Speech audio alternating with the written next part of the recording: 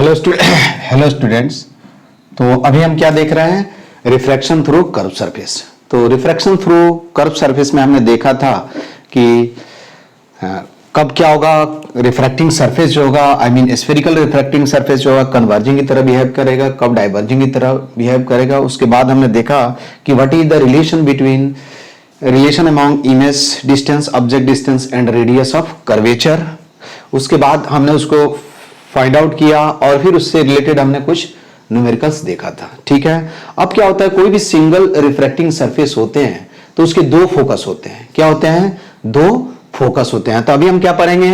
Focus and focal length of single spherical refracting surface. I mean कोई भी single refracting surface है तो उसके दो फोकस होंगे, और दो फोकस होगा तो ऑब्वियसली क्या होगा, दो फोकल लेंथ होगा। तो इसको कैसे डिफाइन किया गया है उसको हम देखते हैं। देखो ये क्या है, एक रिफ्रैक्टिंग स्फेरिकल रिफ्रैक्टिंग सरफेस है जिसका रेडियस ऑफ कर्वेचर क्या है, r है। ठीक है, अब क्या होगा, एक्सिस के यदि किसी भी पॉइंट पे हम ऑब्जेक्ट रखें और उसका इमेज कहां बन रहा है, इंफिनिटी पे बन रहा है, तो position of object is called, या that point is called primary focus. बात समझ में आई कि प्राइमरी फोकस पे यदि हम ऑब्जेक्ट को रखते हैं तो उसका इमेज कहां बनता है, इंफिनिटी पे बनता है। कहां बनता है? इंफिनिटी पे बनता है।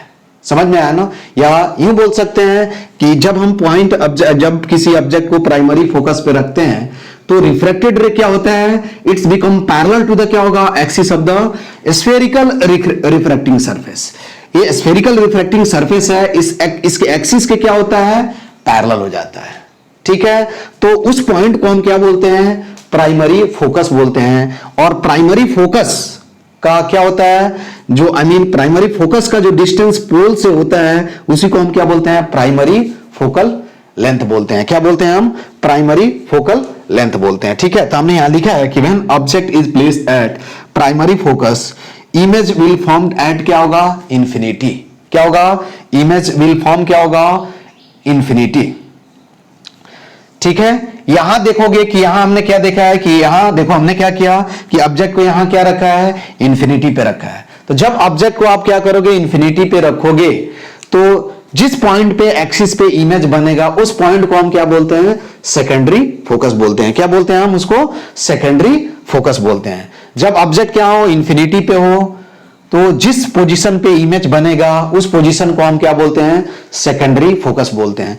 जब ऑब्जेक्ट कहां हो, किसी पॉइंट पे हो और इमेज कहां बने, इंफिनिटी पे बने, तो उस पॉइंट को हम क्या बोलते हैं, प्राइमरी फोकस बोलते हैं। ठीक है, तो यहां क्या बन रहा है कि ऑब्जेक्ट यहां क्या है, at infinity, u is equal to क्या है, यहां क्या है, इंफिनिटी, और v इज इक्वल टू क्या है, यहां f2 है।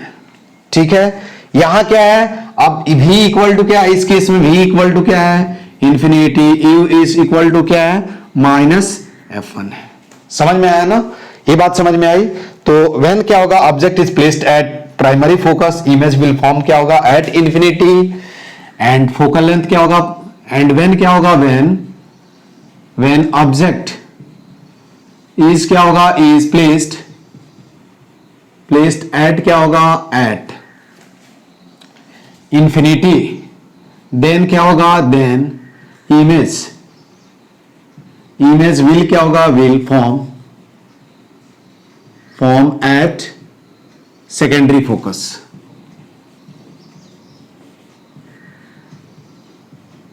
ठीक है, दो पॉइंट ध्यान देना है।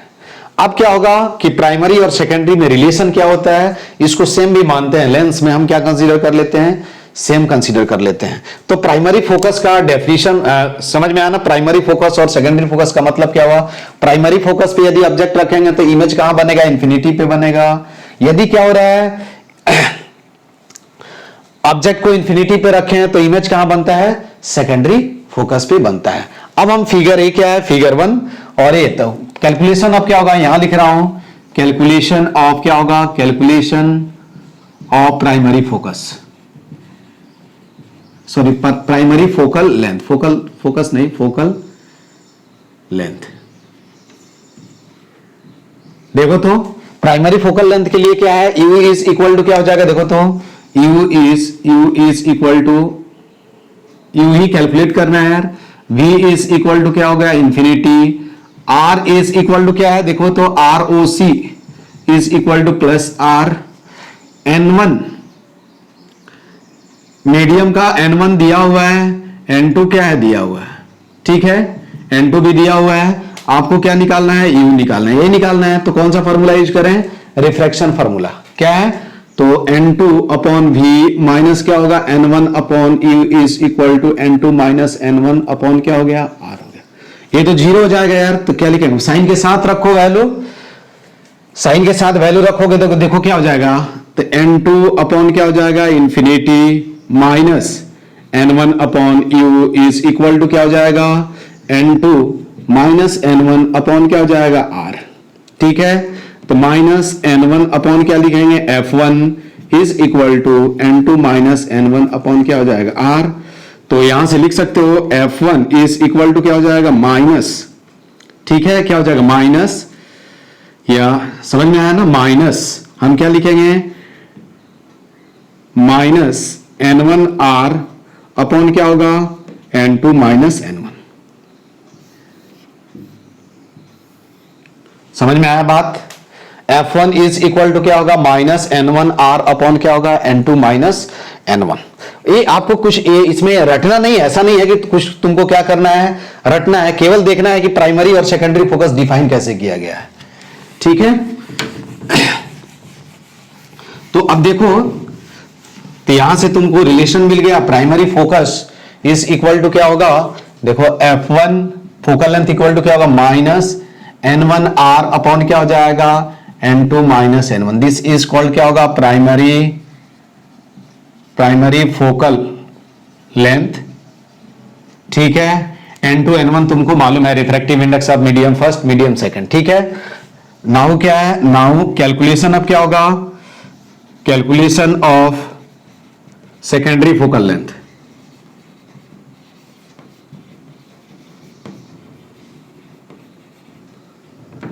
तो सेकेंडरी फोकल लेंथ के लिए क्या हो जाएगा U इज इक्वल टू क्या हो जाएगा इंफिनिटी, ठीक है, R is equal to again क्या होगा ROC इज इक्वल टू क्या होगा प्लस R, आपको क्या निकालना है V कैलकुलेट करना है, N1 दिया हुआ है और क्या है N2 दिया हुआ है ना, तो हम कौन सा फॉर्मूला यूज करेंगे रिफ्रैक्शन फॉर्मूला, तो N2 अपॉन V माइनस क्या होगा N1 upon U is equal to N2 minus N1 upon क्या हो जाएगा R हो जाएगा। N2 क्या है, अब V देखो V कैलकुलेट करना है, तो N2 अपॉन V, U क्या हो जाएगा इंफिनिटी, तो जीरो हो गया, N2 माइनस N1 अपॉन क्या हो जाएगा, इसी को हम क्या बोलते हैं सेकेंडरी फोकस बोलते हैं, तो इसको क्या लिखेंगे N2 upon F2 is equal to क्या होगा N2 माइनस N1 अपॉन क्या हो जाएगा R हो जाएगा। यहां से जब इसको कैलकुलेट करोगे तो देखो क्या होगा,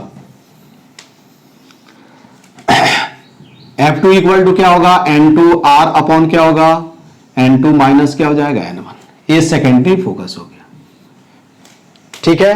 अब F1 अपॉन F2 लिखो, F1 अपॉन F2 क्या हो जाएगा देखो तो माइनस N1, ठीक है, N1 R1 N1 अपॉन क्या हो जाएगा N2, यही होगा ना। तो यहां से हम ये भी लिख सकते हैं, एक इंपॉर्टेंट रिजल्ट भी हुआ, उसके बाद हम लिख सकते हैं क्या F1 N2 plus F2 N1 is equal to क्या होता है 0, ये इंपॉर्टेंट रिजल्ट है। N1 I mean product of क्या होगा प्राइमरी फोकस एंड क्या होगा refractive index of the medium containing refracted रे प्लस क्या होगा plus product of secondary focus and क्या होगा focal length and the refractive index of the medium containing incident ray must भी क्या होगा 0 हो जाएगा। इन दोनों का सम क्या हो जाएगा 0 हो जाएगा। तो कभी कभी तुमसे क्या होगा प्राइमरी फोकस, तो प्राइमरी फोकस के लिए क्या करोगे ऑब्जेक्ट डिस्टेंस इमेज डिस्टेंस क्या मान लो इंफिनिटी, ऑब्जेक्ट डिस्टेंस कैलकुलेट कर लो, वही क्या होगा प्राइमरी फोकस होगा। सेकेंडरी फोकस के लिए क्या है ऑब्जेक्ट डिस्टेंस क्या मानना है इंफिनिटी, इमेज जहां फॉर्म होगा वो क्या होगा सेकेंडरी फोकस होगा, ठीक है। तो primary focus and secondary focus में क्या है जो रिलेशन होता है क्या है N1 F2 F1 N2 plus क्या होगा N2 F1, ठीक है, I mean F1 N2 plus F2 N1 is equal to क्या होगा 0 होगा, नहीं तो ये रिजल्ट तुमको अब ये मत बोलना कि सर ये रटना है क्या, अरे यार रटना नहीं है, कैलकुलेट कैसे किया गया है ये आपको क्या होना चाहिए, मालूम होना चाहिए। इसको जरूरत नहीं है आपको रिसाइट करने के लिए, ठीक है। अब हम आते हैं मैग्निफिकेशन कैसे कैलकुलेट करेंगे उसके बारे में हम देखते हैं, ठीक है। कि अब मैग्निफिकेशन यहां भी क्या होगा, दो तरह के मैग्निफिकेशन होंगे, एक को क्या बोलेंगे ट्रांसवर्स मैग्निफिकेशन और दूसरे को क्या बोलेंगे लॉन्जिट्यूडनल मैग्निफिकेशन। क्या होगा, लॉन्जिट्यूडनल मैग्निफिकेशन कैलकुलेट करेंगे, ठीक है। तो अब देखो यहां क्या है मैग्निफिकेशन,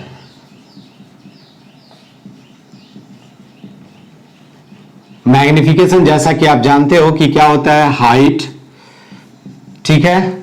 जनरल डेफिनेशन तो मालूम है किसी भी, क्या होगा यहां क्या होगा मैग्निफिकेशन जो होगा यहां क्या होगा longitudinal I mean transverse magnification, ठीक है। एंड क्या होगा लॉन्जिट्यूडनल, और इस ये क्या होता है लीनियर मैग्निफिकेशन, जो ऑलरेडी मैंने बताया है कि लीनियर मैग्निफिकेशन दो तरह के होते हैं, ट्रांसवर्स मैग्निफिकेशन और क्या होगा लॉन्जिट्यूडनल मैग्निफिकेशन, ठीक है। तो जनरल क्या होगा, देखो हम पहले क्या पढ़ेंगे ट्रांसवर्स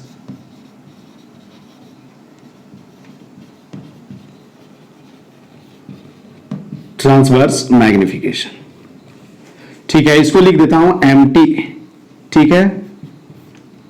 अब ये क्या होता है तुमको ये मालूम है कि MT इज इक्वल टू क्या होता है ट्रांसवर्स मैग्निफिकेशन इक्वल टू क्या होता है, देखो तो MT इज इक्वल टू क्या होगा हाइट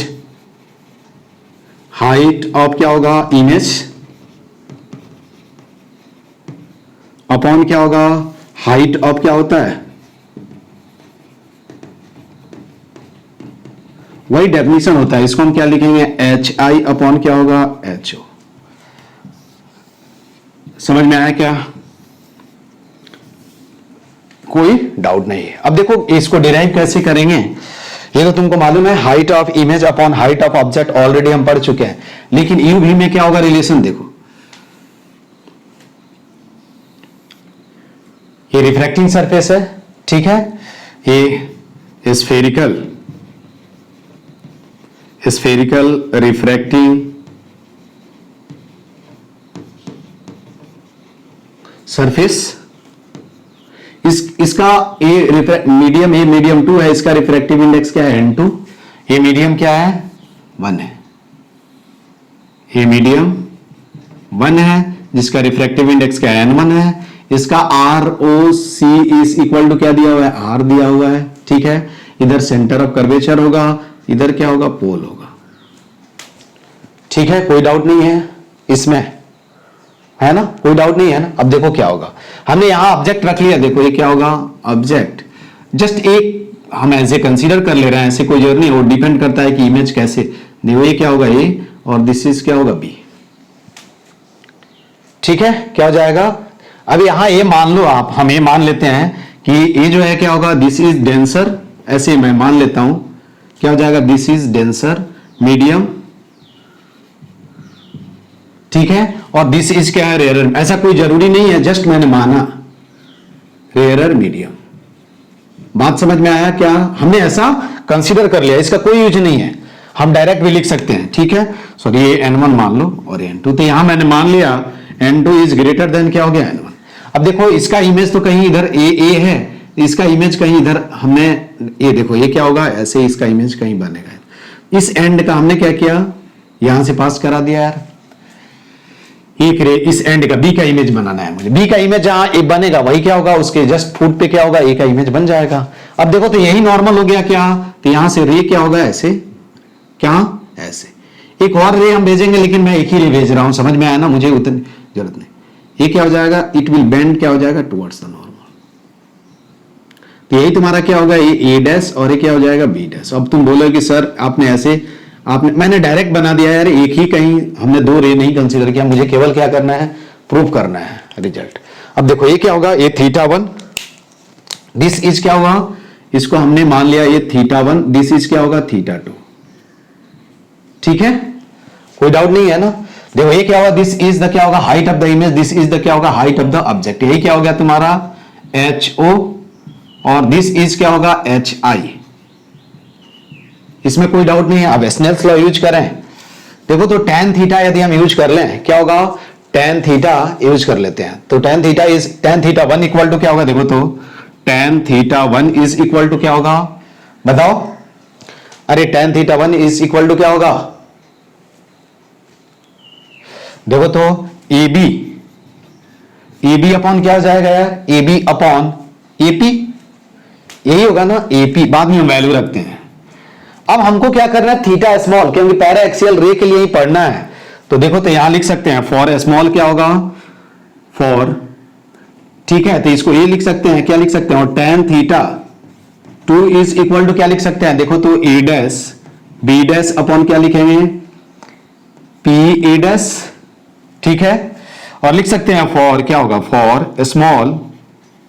अब लिखो तुम दोनों को डिवाइड कर दो, क्या करना है मुझे, दोनों को डिवाइड कर देना है, या सबसे अच्छा है, हाँ लिख लो, फॉर क्या होगा, देखो तो tan थीटा 1 अपॉन क्या हो जाएगा, tan थीटा 2, समझ में आया क्या, tan theta 1 upon tan theta 2 क्या हो जाएगा, AB अपॉन क्या हो जाएगा, AP इंटू क्या हो जाएगा, PA डैश अपॉन क्या होगा, A डैश B डैश, ठीक है, A डैश B डैश, ये इक्वेशन हो गया एक। अब हम क्या लिखेंगे, फॉर स्मॉल थीटा क्या होगा, फॉर, बताओ, फॉर स्मॉल थीटा 1 एंड क्या होगा, थीटा 2, ये नहीं भी लिखो तो चलेगा, अरे थीटा 1 स्मॉल होगा तो ऑब्वियसली क्या होगा, थीटा 2 स्मॉल हो जाएगा, तो हम लिख सकते हैं थीटा 1 अपॉन क्या हो जाएगा, थीटा 2 इज इक्वल टू क्या होगा, AB अपॉन क्या होगा, AP into PA dash upon क्या होगा, A डैश B डैश, ठीक है, बात समझ में आया। अब मुझे क्या करना है, अब एक और पॉइंट लिख देना है, उसके बाद हम मैग्निफिकेशन आसानी से क्या कर सकते हैं, लिख सकते हैं, ठीक है, फिर हम इस पे न्यूमेरिकल्स देख लेंगे कि कैसे हम सॉल्व करते हैं। तो देखो ये थीटा 1 थीटा 2 हो गया। नाउ हम क्या करेंगे, नाउ अप्लाइंग क्या होगा, applying Snell's law at P पे स्नेल्स लॉ यूज करोगे तो क्या लिख सकते हो, बताओ, N1 sine theta 1 is equal to क्या होगा, N2 साइन थीटा 2, और ऑलरेडी थीटा 1 थीटा 2 स्मॉल है तो लिख सकते हैं N1 theta 1 is equal to क्या लिख सकते हैं, N2 theta 2, for small theta 1 and क्या होगा, थीटा 2, समझ में आया। तो यहां से theta 1 upon theta 2 is equal to क्या हो जाएगा, देखो N2 अपॉन क्या हो जाएगा, N1, ये क्या हो जाएगा, सेकेंड थर्ड इक्वेशन होगा। नाउ क्या लिखेंगे, now from second and third, तो क्या हो जाएगा बताओ, N1 I mean N2 upon N1 is equal to क्या होगा, देखो तो क्या होगा, अब सबको साइन के साथ रख दो वैल्यू। AB क्या है, देखो तो AB इज इक्वल टू क्या है, HO, यही है ना, क्या है, AB इज इक्वल टू क्या है, HO, ठीक है। तो क्या लिखेंगे, AB इज, अब वैल्यू रख दो, देखो तो क्या हो जाएगा, AB क्या है, HO upon HI, A dash B dash क्या है, माइनस HI इंटू, यहां वैल्यू नहीं, साइन नहीं भी रखोगे तो चलता, ठीक है। उसके बाद क्या है, PA डैश क्या होगा, PA डैश क्या होगा, बताओ, PA डैश क्या होगा, V अपॉन क्या हो जाएगा, PA क्या हो जाएगा, या PA कितना हो जाएगा, माइनस, ये माइनस माइनस कैंसिल हो जाएगा, ठीक है। यहां से देखो क्या लिख सकते हैं, HO अपॉन क्या होगा, HI इज इक्वल टू क्या लिखेंगे, देखो तो N2V N2 N1 इंटू क्या लिखा हमने, V अपॉन क्या होगा, नहीं, U अपॉन क्या हो जाएगा, U अपॉन V, सही लिखा। अब इसको लिख सकते हैं, देखो HI अपॉन क्या होगा, HO इज इक्वल टू क्या होगा, बताओ, N1V अपॉन क्या होगा, N2 क्या हो गया, U आ गया, HI upon HO I mean क्या होगा, ट्रांसवर्स मैग्निफिकेशन जो आएगा वो तुम्हारा कितना आएगा, देखो N1V वो बहुत अच्छा रिजल्ट आया है ना। क्या क्या है रिजल्ट, N1V। तो हम यहां लिख रहे हैं ट्रांसवर्स मैग्निफिकेशन, देखो यहां लिख रहा हूं MT transverse magnification is equal to क्या हुआ, HI अपॉन क्या होगा, HO इज इक्वल टू क्या है, देखो N1V अपॉन क्या होगा, N2 क्या हो गया U। A refracting surface, spherical refracting surface के लिए हम क्या करेंगे, यूज करेंगे इसको, ठीक है। क्या होगा, स्फेरिकल रिफ्रैक्टिंग सरफेस के लिए हम इसको यूज करेंगे। तो इसको हम क्या बोलेंगे, this is called transverse magnification, ठीक है। N2 N1 तुमको मालूम है HIH, देखो यहां N1 लिख देता हूं, N1 इज इक्वल टू क्या हुआ, रिफ्रैक्टिव इंडेक्स ऑफ क्या होगा, refractive index of medium containing. Again तुमसे पूछा जाए कि किस, सब क्या है, पैरा एक्सियल रे, देखो कंटेनिंग इंसिडेंट रे, N2 क्या है, refractive index of medium containing refracted रे, मीडियम कंटेनिंग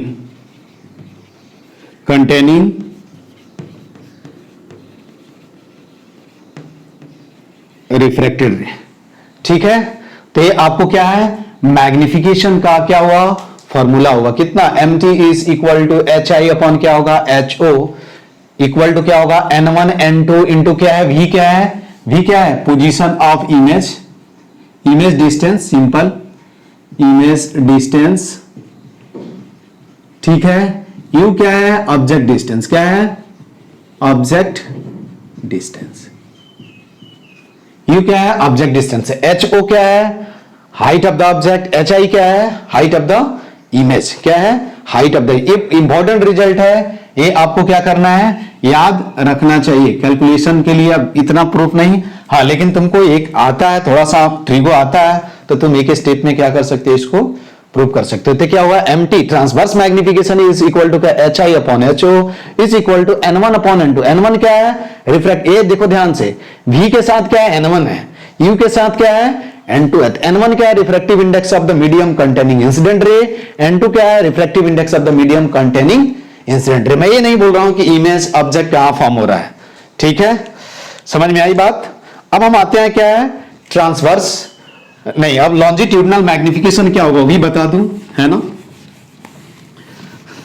क्योंकि तुम तो पूछ नहीं सकते, चलो बता देता हूं, या डायरेक्ट लिख दूं। देखो यहां क्या होगा, या डायरेक्ट ही लिख दूं क्या, चलो डायरेक्ट लिख देता हूं, फॉर्मूला है ना, क्योंकि तुमको डेरिवेशन की क्या जो है। लॉन्जिट्यूडनल मतलब क्या हुआ, लॉन्जिट्यूडनल मैग्निफिकेशन,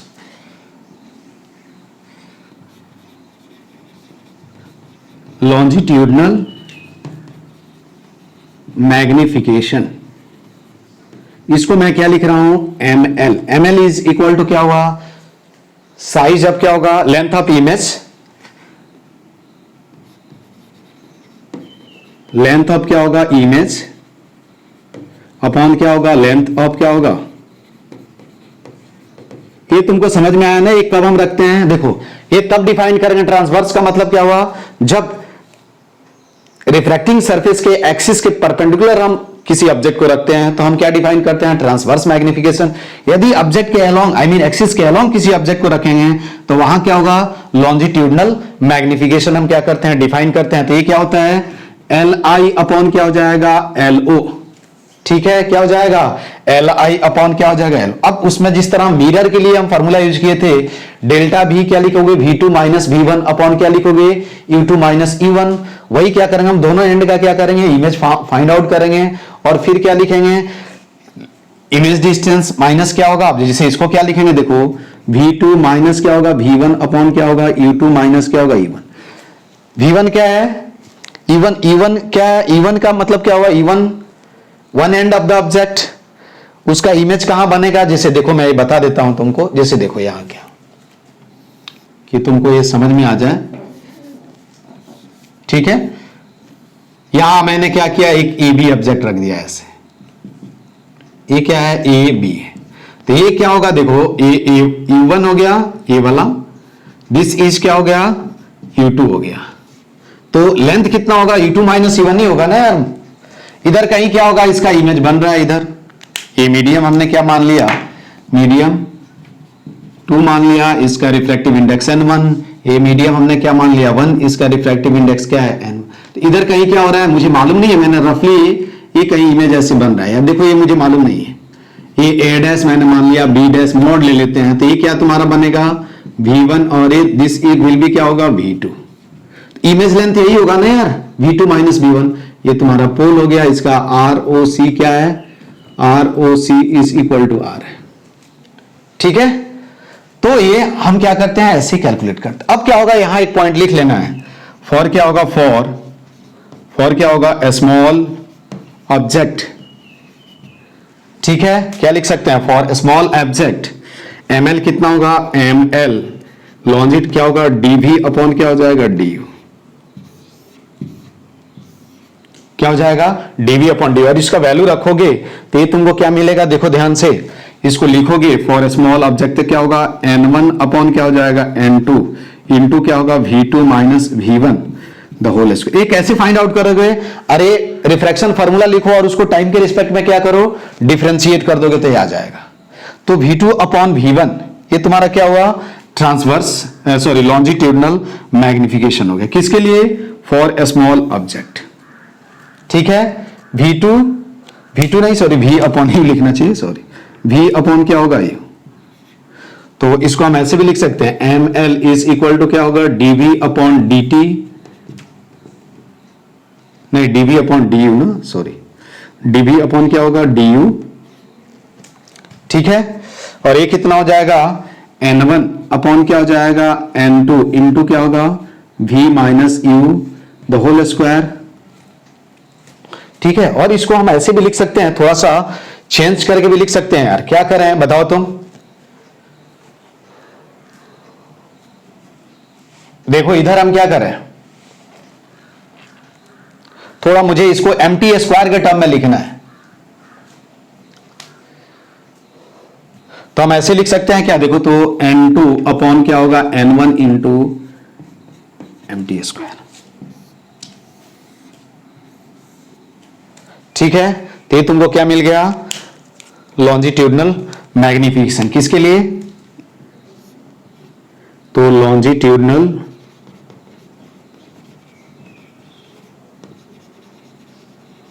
मैग्निफिकेशन किसके लिए, स्मॉल ऑब्जेक्ट के लिए, ठीक है। दिस इज ट्रांसवर्स मैग्निफिकेशन,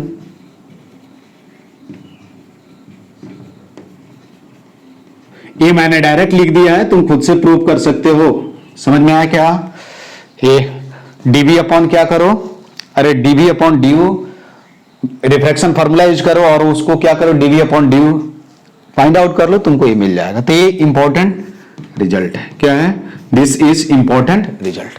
अब हम क्या पढ़ेंगे, इसमें एक और पॉइंट पढ़ना है, क्या कि what is the relation between क्या होगा, इमेज डिस्टेंस ऑब्जेक्ट डिस्टेंस। अब देखो इससे तुमसे यदि कोई पूछे कि न्यूमेरिकल से देख लेते हैं हम इस पे, है ना, फिर हम क्या करेंगे, कुछ आगे देखते हैं, ठीक है। तो आओ एक न्यूमेरिकल्स देख लेते हैं। सबसे पहले देखो हम प्रूफ क्यों पढ़ते हैं, मेंस के लिए ठीक है तुम फार्मूला रट जाओ, अच्छी बात है, लेकिन जब तुम एडवांस का पेपर दे दोगे तब तुमको मालूम चलेगा कि रटने से काम नहीं चलता है, प्रूफ बहुत जरूरी है। जैसे मान लो कि मैंने अभी एक प्रूफ बताया, तुम क्या करो, एक बार लेक्चर देखने के बाद खुद से भी क्या कर सकते हो, इसको डिराइव करो खुद से, ठीक है, खुद से क्या करो, डिराइव करो, खुद से डिराइव करोगे तब क्या होगा कि तुमको ये रिजल्ट हम कैसे लिखते हैं। तो मान लो कि जब आप प्रॉब्लम को अप्रोच करते हो, फॉर्मूला भूल गए, तो आपके सामने यदि डेरिवेशन आता है आपको, तो आप आसानी से क्या कर सकते हो, रिजल्ट डिराइव कर सकते हो, ठीक है। जैसे देखो एक एग्जांपल देखो, इस पे हम देख लेते हैं एक एग्जांपल। इसलिए प्रूफ करना बहुत इंपॉर्टेंट है और मेहनत करना, मैंने कई बार बताया तुम लोगों को कि साथ साथ चलोगे तो तुमको कोई दिक्कत नहीं होगा, साथ नहीं चलोगे ये भी ध्यान रखना कि यदि तुम सब्जेक्ट को बैलेंस नहीं कर रहे हो तो तुम जानते भी हो कि सब्जेक्ट को यदि बैलेंस करके नहीं पढ़ रहे हो तो रिजल्ट होना बहुत ही टफ है ना। और तुम लोग ये मार्क्स भेजते हो, मुझे तो 2-3 लोग पे ही विश्वास है कि वो सही मार्क्स भेजते हैं, और तो सब ऐसे ही आता है, 2-3 नहीं मतलब 5-7 होंगे, ऐसे नहीं है। तो इसलिए ऑनेस्ट बनो और सब्जेक्ट को बैलेंस करके पढ़ो, बैलेंस करके।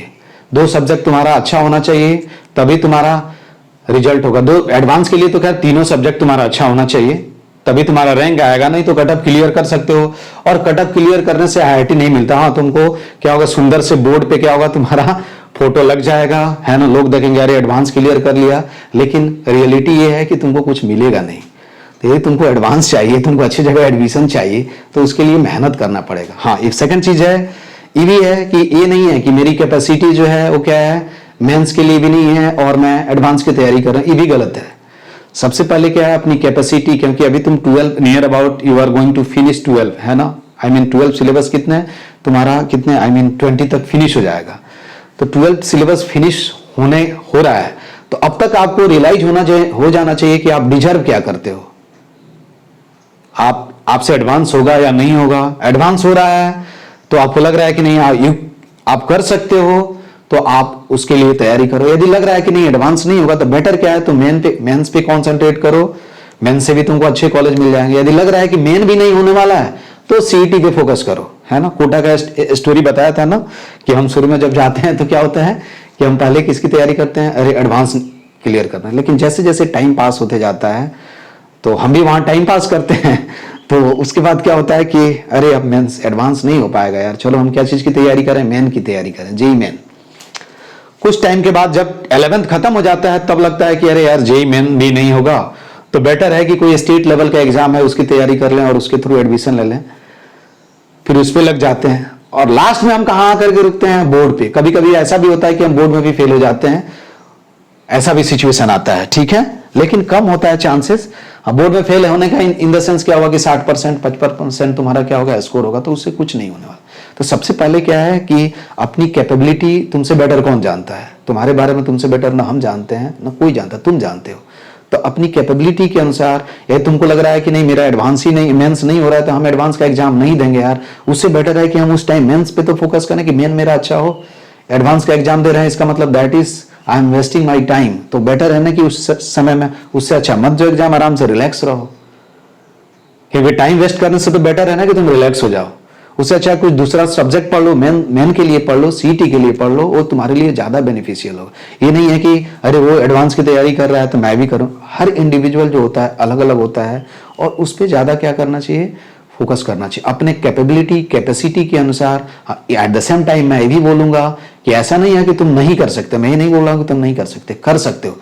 लेकिन कभी कभी है कि कुछ लोग हैं जिनके पास ब्रेन भी है, वो मेहनत नहीं करना चाहते हैं, उनको ये सब चीज लगता है कि नहीं यार सब बना बनाया मिल जाए मुझे तो मैं ज्यादा अच्छा, मेरे लिए ज्यादा अच्छा हो जाएगा।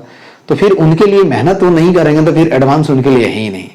तो बेटर है कि वो सीईटी पे फोकस करें अभी से ही, मेन भी नहीं होगा, क्योंकि ये सब क्या है, मेहनत होना जरूरी होता है। माइंड नहीं भी है, तुम एवरेज बच्चे भी हो, एवरेज भी तुम्हारा दिमाग है, और तुम अच्छे से मेहनत कर रहे हो, तो तुम्हारा सिलेक्शन होगा। ऐसा नहीं है कि नहीं होगा, सिलेक्शन होगा। तो इसलिए तुमको मेहनत करना चाहिए, ठीक है।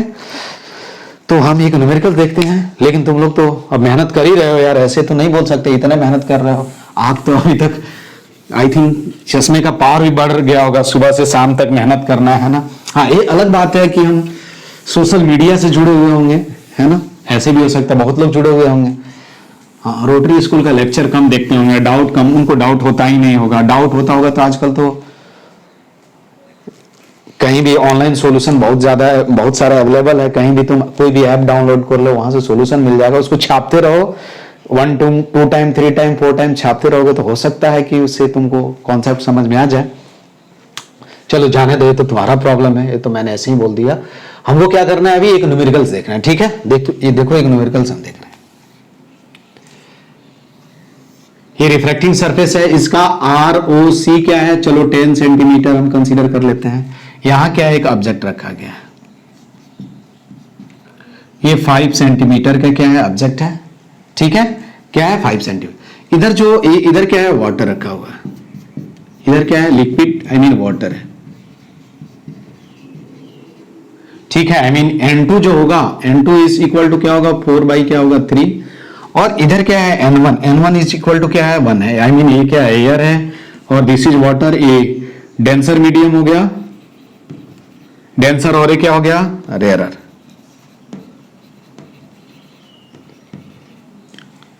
कोई डाउट नहीं है। आपसे पूछा गया है, क्या पूछा गया है कि find,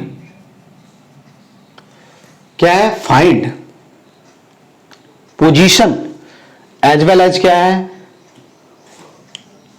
nature of the image, find the position of the image. Simple आपसे पूछा जाए कि क्या है, find position of image, image कहां बन रहा है उसका आपको क्या करना है, पोजीशन बताना है। एंड क्या है, हाइट। तो यहां मैं बता देता हूं, क्वेश्चन लिख देता हूं, फाइंड क्या होगा, फाइंड ए में क्या है, हाइट, हाइट ऑफ इमेज। बहुत मेहनत करने के बाद कुछ मिलता है, याद रखना है, हाइट ऑफ, ऐसे विरासत में कुछ नहीं मिलता है ना। उस सेकंड में क्या है, पोजीशन ऑफ क्या होगा, पोजीशन ऑफ क्या होगा, इमेज। ठीक है, आई मीन क्या कैलकुलेट करना है, भी कैलकुलेट, इसके लिए यही चाहिए अपने को, है ना। अब हम कैसे कैलकुलेट करेंगे बता सकते हो। हाँ, ऑब्जेक्ट डिस्टेंस आपसे पूछा जाए कि ऑब्जेक्ट डिस्टेंस कहां है, यहां हम इसको कंसीडर कर लेते हैं, चलो इसको भी हम मान लेते हैं 10 सेंटीमीटर। दिस इज पोल, ठीक है, ये रिफ्लेक्टिंग सरफेस है। तो बताओ कैसे कैलकुलेट करेंगे, तुम सोच करके बताओ। मैग्निफिकेशन के लिए क्या चाहिए, पहले तो अपने को V चाहिए, तभी हम क्या कर सकते हैं, लिख सकते हैं magnification, sorry height of the क्या होगा, इमेज। तो बताओ V कैसे कैलकुलेट करेंगे, बताओ तुम लोग। रिफ्रैक्शन फार्मूला से हम यूज कर लें क्या, अरे रिफ्रैक्शन फार्मूला यूज कर लें क्या, इस एंड का जहां इमेज बनेगा इधर। अब मुझे मालूम नहीं है कि कैसे, अब वो तो मैग्निफिकेशन क्या आ रहा है उस पर डिपेंड करेगा, ठीक है। लेकिन ये भी तुमको मैं बता दूं, यहां से क्या होगा, इस एंड का मुझे इमेज क्या करना है, देखना इस एंड का इमेज कहां बनेगा, यहां बनेगा। यदि मैग्निफिकेशन क्या आ रहा है, प्लस आ रहा है, तो इमेज क्या बनेगा, इरेक्ट बनेगा। यदि माइनस आ रहा है, क्या होगा, इन्वर्टेड बनेगा। तो यहां देखोगे तो एक क्या होगा, रे ऐसे सेंड कर दो यार, और एक क्या होगा, ऐसे तुम्हारा क्या होगा। अब देखो ये डेंसर मीडियम है तो रे विल बेंड टुवर्ड्स द क्या होगा ना, तो ये ऐसे ही क्या होगा, तुम्हारा इमेज बनेगा। ये ए डैश हुआ और ये क्या हो गया, बी डैश हो गया, ठीक है। ऐसे थोड़ा और टिल्ट कर दो। अभी मत बोलना कि सर आपने इमेज का हाइट छोटा क्यों रखा है, ऐसे कुछ है, समझ में आया ना, वो जस्ट हमने ऐसे कंसीडर कर लिया। तो पहले हम V कैलकुलेट कर लें। अब देखो तो V कैलकुलेट करने के लिए हम क्या यूज करेंगे, रिफ्रैक्शन फॉर्मूला। तो नाउ क्या लिखेंगे, नाउ गिवन में क्या है, देखो तो U इज इक्वल टू क्या है, -10 सेंटीमीटर। देखो तो R क्या होगा, +10 सेंटीमीटर होगा यार। N1 is equal to 1, N2 is equal to क्या है, 4/3, ठीक है। तो नाउ रिफ्रैक्शन फॉर्मूला से क्या होगा, N2 upon V minus N1 upon U is equal to क्या होगा, N2 minus N1 upon R, यही होगा ना।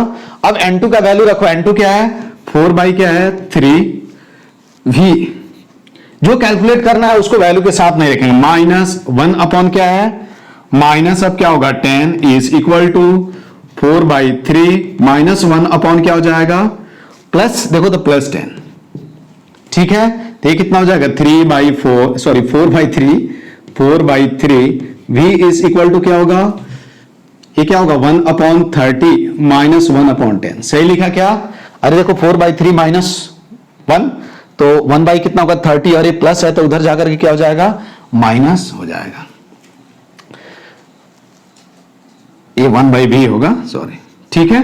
अभी क्या हो जाएगा, देखो 4/3 V इज इक्वल टू क्या हो जाएगा,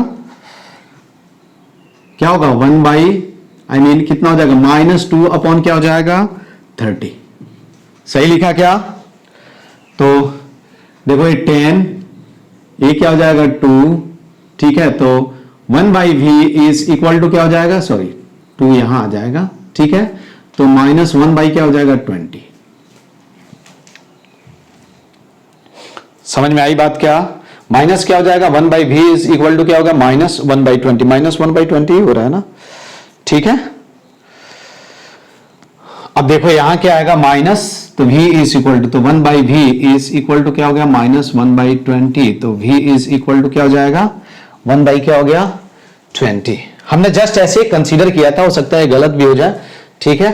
तो ये क्या हो जाएगा तुम्हारा -20 सेंटीमीटर। तो -20 सेंटीमीटर का मतलब क्या हुआ, इमेज किधर बनेगा, इमेज किधर बनेगा, इधर बनेगा, ठीक है, किधर बनेगा, इधर इमेज कहीं बनेगा। अब देखो इसमें हमने कुछ मिस्टेक नहीं किया है ना, हम देख लेते हैं। u is equal to R तो सही है, रेडियस ऑफ कर्वेचर हमने क्या लिया, प्लस लिया यार, है ना। ये तुम्हारा क्या है 4/3, तो n2 माइनस n1 4/3 माइनस ये तुम्हारा 1/30 होगा। और तुम्हारा हमने ऑब्जेक्ट किधर रखा, ऑब्जेक्ट डिस्टेंस किधर रखा -10, तो माइनस माइनस प्लस ये तुम्हारा क्या हो जाएगा 4/3। तो तुमको कितना आएगा, v इज इक्वल टू क्या हो जाएगा -20 सेंटीमीटर। ठीक है, क्या हुआ -20 सेंटीमीटर। आंसर हम देख लें कि इसमें, हालांकि पता नहीं हमने वो क्वेश्चन ऐसा किया है कि नहीं, ठीक है। लेकिन देखो ये हमने जो डायग्राम ड्रॉ किया है वो क्या है, गलत है, समझ में आया ना। अब देखो भी मिल गया, अब हम क्या लिखेंगे, मैग्निफिकेशन लिखेंगे। क्या लिखेंगे, एच आई, देखो तो H I upon H O is equal to क्या हो जाएगा बताओ, n1 अपॉन क्या होगा n2 इंटू क्या हो जाएगा v अपॉन क्या हो जाएगा u। अब मुझे क्या निकालना है, देखो यहां मालूम चल जाएगा तुमको, H I is equal to क्या हो जाएगा, H I is equal to क्या होगा n1 अपॉन क्या होगा n2 into H O into v upon क्या हो जाएगा u। अब सबको साइन के साथ रखो, क्या करोगे, सबको साइन के साथ रखोगे तो देखो यहां क्या होगा, ये डायग्राम गलत है, समझ में आया ना। देखो यहां क्या है, यहां क्या हो जाएगा n1 upon n2 ho plus, तो ho इंटू क्या होगा, ये माइनस v अपॉन क्या लिखोगे, माइनस v अपॉन क्या होगा माइनस u। आई मीन देखो मैंने यहां साइन रख दिया, बाद में तुम यहां वैल्यू रख देना, तो ये कितना हो जाएगा, ये जस्ट मैंने ऐसे रफली ड्रॉ कर लिया था। ठीक है, तो इस सिचुएशन में क्या होगा, अब यहां क्या होगा H I is equal to क्या होगा, वैल्यू रखो, n1 क्या 1 upon 4/3 into minus b upon u, देखो तो माइनस कितना होगा 20 अपॉन क्या होगा -10, ये कैंसिल हो गया, तो ये कितना हो जाएगा, H I is equal to क्या होगा 3 इंटू 6।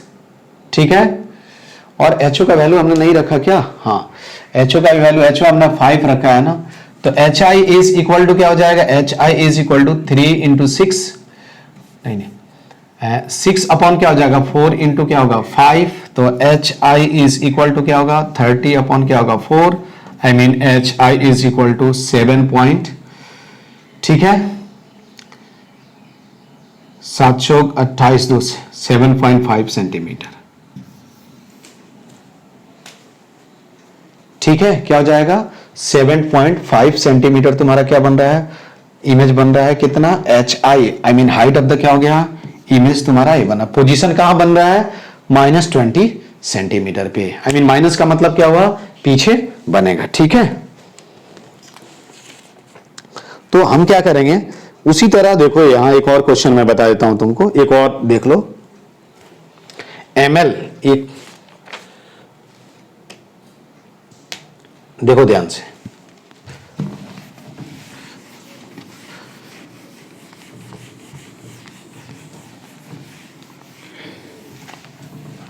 एक क्वेश्चन और मैं लॉन्जिट्यूडनल पे बता देता हूं तुमको, तुम शायद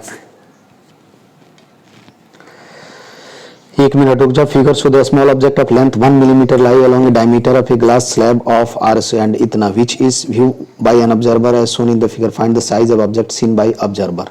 देखो ये क्वेश्चन मैं बता रहा हूं तुमको, इसको लिख लेना। ये देखो ये क्या है, ग्लास स्फीयर है, ठीक है, इधर ऑब्जर्वर है,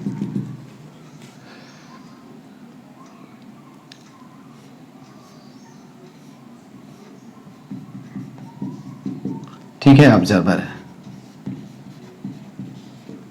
कोई डाउट नहीं है। ये एक्सिस है या डायमीटर बोल लो इसको, ठीक है, ये सेंटर ऑफ कर्वेचर है, क्या है सेंटर ऑफ, ठीक है बी 5 सेंटीमीटर दिया है, ठीक है, यही क्या है तुम्हारा सेंटर ऑफ कर्वेचर है, यहां से क्या है 5 सेंटीमीटर, यही है ना। 1 मिनट रुक जाओ, बी एंड का, हाँ इस एंड का जो डिस्टेंस दिया हुआ है, देखो ये एंड का, यहां क्या है, एक ऑब्जेक्ट रखा गया है ए बी, इस एंड का जो डिस्टेंस दिया हुआ है क्या है 5 सेंटीमीटर है, और इसका जो है वो लेंथ जो दिया हुआ है क्वेश्चन में लिख देता हूं 5 मिलीमीटर है, एमएम है। इसका रिफ्रैक्टिव इंडेक्स तुमको मालूम है, इसका रिफ्रैक्टिव इंडेक्स कितना हो जाएगा, एनजी इज इक्वल टू 3/2, और ये क्या है air.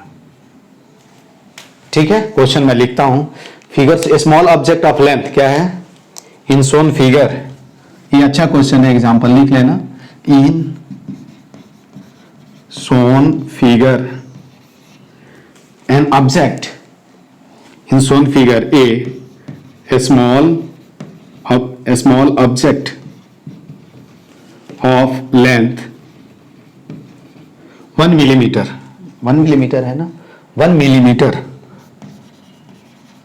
is 1 millimeter lies along the क्या होगा, the diameter of a glass glass spherical surface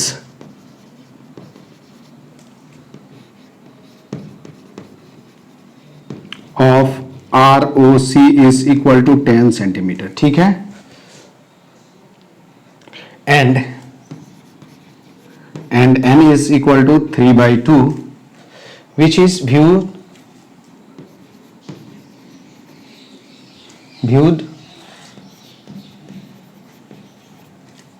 क्या है, view by an observer, question observer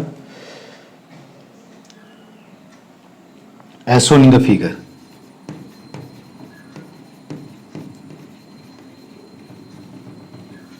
ठीक है, तो आपसे पूछा जाए the size of object seen by observer. ये क्वेश्चन समझ में आया क्या, कि देखो एक ऑब्जेक्ट है, ये सेंटर है, सेंटर से क्या है, ये बी एंड का जो डिस्टेंस दिया है क्या है, ये ऑब्जेक्ट कितना है 1 मिलीमीटर का है, डायमीटर के अलोंग रखा गया है। यहां ऑब्जर्वर है, ऑब्जर्वर क्या है, इसको देख रहा है, तो आपको क्या फाइंड आउट करना है, फाइंड द साइज ऑफ क्या होगा, image seen by observer. Find क्या है, find size of, find size of image seen by observer. समझ में आया क्या, एक ग्लास स्फीयर है जिसके अंदर डायमीटर पे क्या है, एक ऑब्जेक्ट जिसका लेंथ क्या है 1 मिलीमीटर है, उसको रख दिया गया है, और इस साइड से क्या ऑब्जर्वर देख रहा है, तो आपसे पूछा गया है कि इसका साइज कितना होगा, वो आप बताओ। ठीक है, तो हम इसको कैसे सॉल्व करेंगे। अब देखो इधर रखा गया, इसका मतलब मुझे इधर रिफ्रैक्शन हो रहा है, उससे मुझे कोई मतलब नहीं है। ठीक है, तो अपने को क्या चाहिए बताओ, सिंपल साइज। देखो तो ये क्या दिया हुआ है, ऑब्जेक्ट कैसा है यार, स्मॉल है, क्या ऑब्जेक्ट क्या है, स्मॉल है, तो सिंपल हम क्या करेंगे, LO क्या लिखेंगे, देखो तो यहां लिखना होगा, यदि सॉल्यूशन लिखना हो तो हम डायरेक्ट क्या लिखेंगे, LI अपॉन क्या होगा, LO इज इक्वल टू क्या होता है, ML, और ML इक्वल टू क्या होता है, N2 अपॉन क्या होगा, N1 इंटू क्या होगा, MT स्क्वायर। अरे यही होता है ना फॉर स्मॉल ऑब्जेक्ट, बताया था अभी, फॉर स्मॉल ऑब्जेक्ट बताया था क्या, तो LI इज इक्वल टू क्या होगा, N2 अपॉन क्या हो जाएगा, N1 MT स्क्वायर इंटू क्या हो जाएगा, LO। अब अपने को क्या चाहिए, केवल क्या चाहिए, तुमको क्या चाहिए, MT चाहिए। MT का मतलब क्या हुआ, V अपॉन क्या चाहिए, U चाहिए। अब V अपॉन U हम कैसे कैलकुलेट करेंगे बताओ, इसका डायमीटर कितना दिया हुआ है, इसका डायमीटर तो हम कहां से कंसीडर करेंगे, देखो तो यहां से हम क्या करें, इस एंड का इमेज बनाए, फिर इस एंड का इमेज, फिर उनको हम क्या करें, सब्ट्रैक्ट करें, तो वो क्या हो जाएगा, लेंथी प्रोसेस होगा। तो बेटर क्या है कि हम डायरेक्ट क्या करें, ये वाला फॉर्मूला यूज करते हैं, क्योंकि स्मॉल ऑब्जेक्ट दिया हुआ है ना। अब रिफ्रैक्शन किसके थ्रू होगा यार, यहां, तो हम यहां इसको इधर S1 कंसीडर कर ले रहे हैं। नाउ क्या होगा, नाउ फ्रॉम क्या होगा, फ्रॉम रिफ्रैक्शन फार्मूला,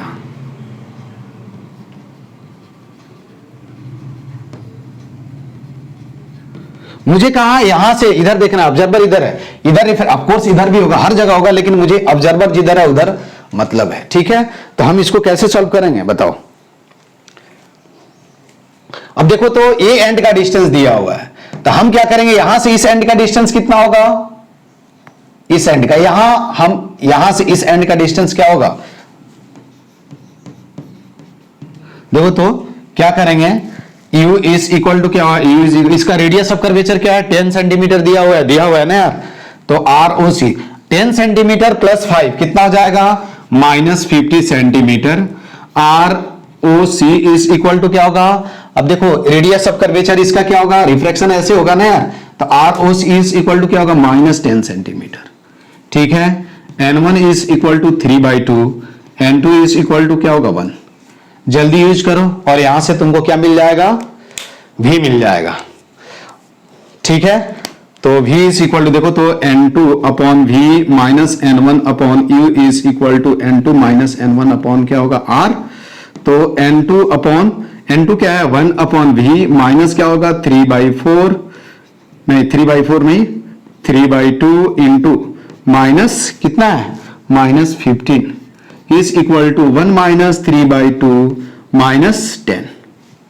सही है, अब उसको सिंप्लीफाई करो, भी तुमको मिल जाएगा, तो क्या होगा 1 अपॉन V, ये कितना हो जाएगा 5, तो plus 1/10 is equal to plus 1/20।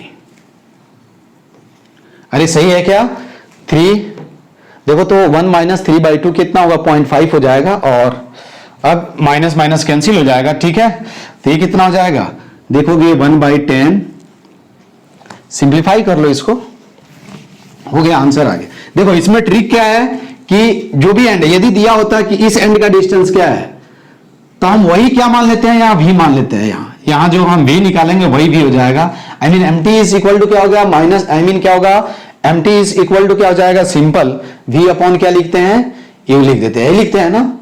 तो यहां देखो हम क्या, सब MT V अपॉन U नहीं होता है, MT इज इक्वल टू क्या होता है, MT is equal to N1 V upon क्या हो जाएगा N2 U, ये होता है। ठीक है, मैं गलत बोल रहा था। तो यहां क्या हो जाएगा, देखो 1/V इज इक्वल टू क्या होगा 1/20 माइनस क्या हो जाएगा 1/10 इज इक्वल टू क्या होगा -1/10 20, आई मीन सही है ना। तो V इज इक्वल टू क्या होगा -20 सेंटीमीटर। तो -20 सेंटीमीटर तुम्हारा क्या हुआ आ गया। अब हम क्या लिखेंगे, MT कैलकुलेट कर ले यार, डायरेक्ट लिख दो, MT इज इक्वल टू क्या होगा N1 V अपॉन क्या होगा N2 U। दोनों यहां क्या करते हैं साइन के साथ, N1 क्या है 3/2 इंटू क्या होगा 1, V कितना है, V कितना है -20 अपॉन क्या है -15 हो गया। तो 3/2 इंटू 5 4 जा 5 3 जा, ठीक है, ये कैंसिल हो जाएगा, कितना ये कैंसिल हो गया, तो ये कितना आया 2 आया। MT कितना आ गया तुम्हारा 2 आ गया। ठीक है, तो लॉन्जिट्यूडनल मैग्निफिकेशन कितना होगा पहले ही कैलकुलेट कर लो। तो ml कितना होगा, देखो ml कैलकुलेट कर लो और वैल्यू रख दो। तो लेंथ हम डायरेक्ट लिख देते हैं, देखो तो Li इज इक्वल टू क्या होगा LO इंटू क्या होगा N2 अपॉन N1 इंटू क्या हो जाएगा MT², यही है ना यार।